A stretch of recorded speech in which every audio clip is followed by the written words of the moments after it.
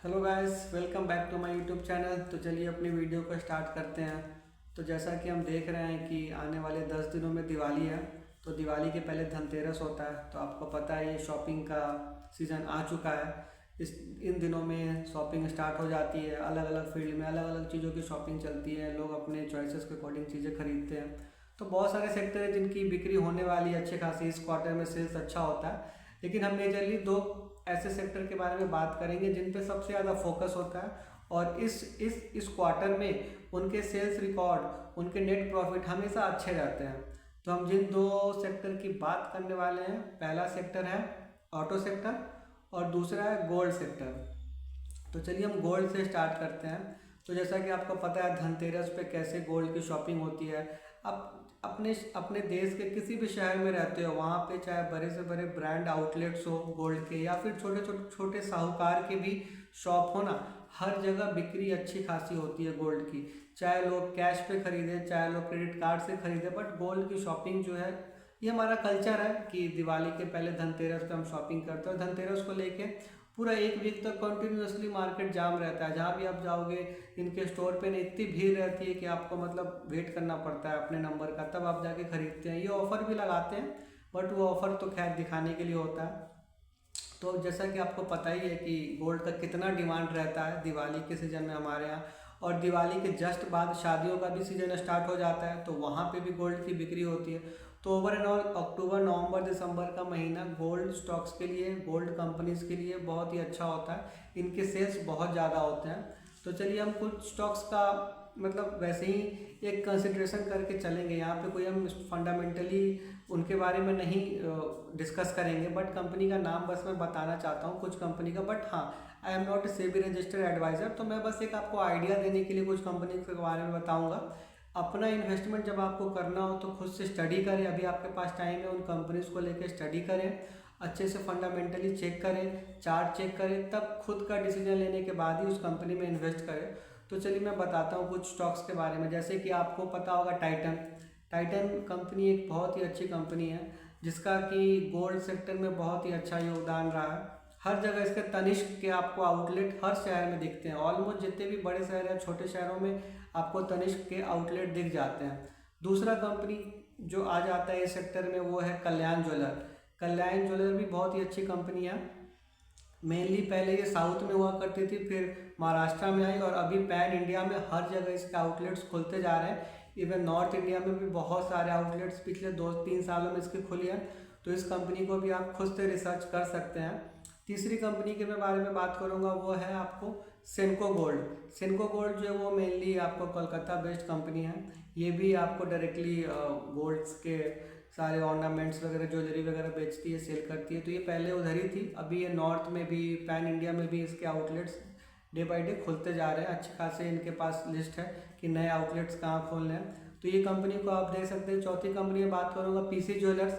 PC jewellers को भी आप देख सकते हैं, उसके बारे में रिसर्च कर सकते हैं, और अपने रिस्क कैपेबिलिटी के अकॉर्डिंग आप इसमें इन्वेस्ट भी कर सकते हैं जैसा आपको लगे।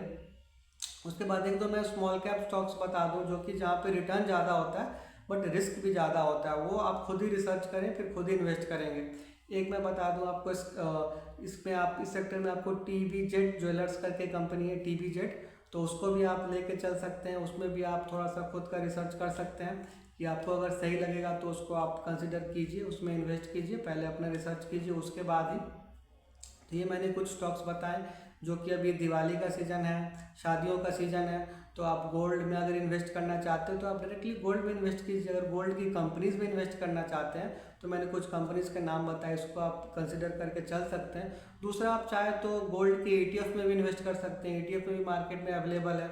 ईटीएफ को आप डायरेक्टली स्टॉक के जैसे अपने डीमेट अकाउंट पे जाके उसके ईटीएफ को खरीद सकते हैं। जो उस टाइम का आपको एनएबी होगा as it is same price पे मिलेगा, और यहाँ पे कोई चार्जेस नहीं कटता है। उसके बाद तीसरा पॉइंट है आप म्यूचुअल फंड। आप गोल्ड के म्यूचुअल फंड को भी खरीद सकते हैं। और आपको लगे कि ये सही टाइम है, यहाँ पे मार्केट गिरा हुआ है, जो आपको अपना खुद से एनालिसिस करने के बाद समझ में आए, तो आप एक म्यूचुअल फंड में भी जाके इन्वेस्ट कर सकते हैं गोल्ड के लिए। तो ये था गोल्ड के बारे में, जो कि हमें पता है कि फेस्टिवल सीजन है तो यहाँ पे गोल्ड की अच्छी खासी बिक्री होने वाली है। तो मैंने सोचा आपको एक गाइड कर दूँ कि दिस इज़ फॉर बिगनर्स, जिनको अभी कुछ नहीं पता होता, कुछ नहीं समझ आता, जो मार्केट में नए नए आते हैं, उनको इन्वेस्ट करना होता है, तो वो सोचते हैं कब किस टाइम पे क्या करना चाहिए। तो कभी कभी कोई सेक्टर जो है किसी स्पेसिफिक क्वार्टर में अच्छा करती है, तो गोल्ड का ये बेस्ट जो ये जो अभी का जो ये इस समय का जो सीज़न है ना, ये सितंबर, अक्टूबर, नवंबर, दिसंबर, इस क्वार्टर में कंपनी बेस्ट रिजल्ट देती है अपना ऑन एन एवरेज सारी कंपनियां। तो ये हो गया पहला। दूसरा हम चलिए बात करते हैं ऑटो सेक्टर की। आपको पता होगा कि इस टाइम पे गाड़ियां भी बहुत खरीदी जाती है।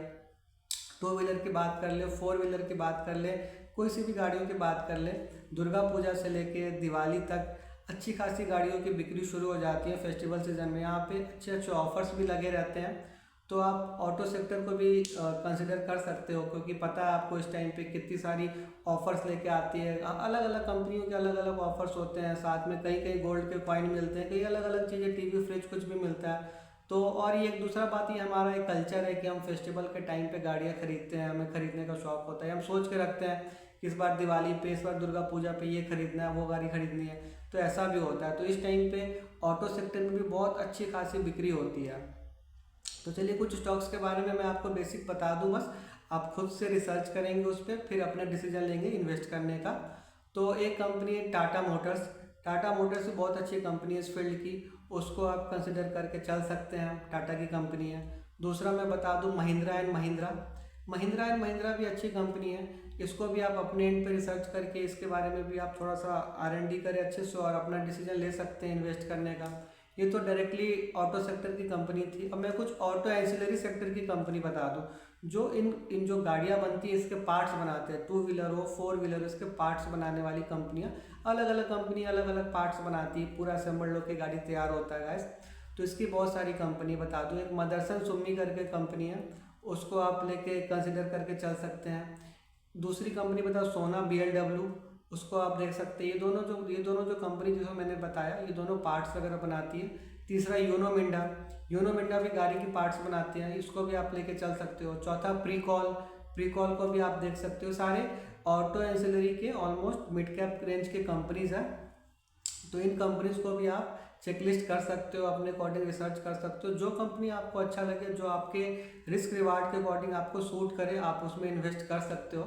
तो ये मुझे ऐसा लगा कि इस टाइम पे ये दो सेक्टर ज़्यादा अच्छा परफॉर्म करते हैं, तो इन दो सेक्टर के बारे में मैंने आपको बताया और इससे रिलेटेड कुछ स्टॉक्स बताया। जानकारी अच्छी लगी हो तो कृपया करके वीडियो को लाइक ज़रूर करें। Thank you. हम मिलते हैं अपने नेक्स्ट वीडियो में, जब तक के लिए बाय, टेक केयर।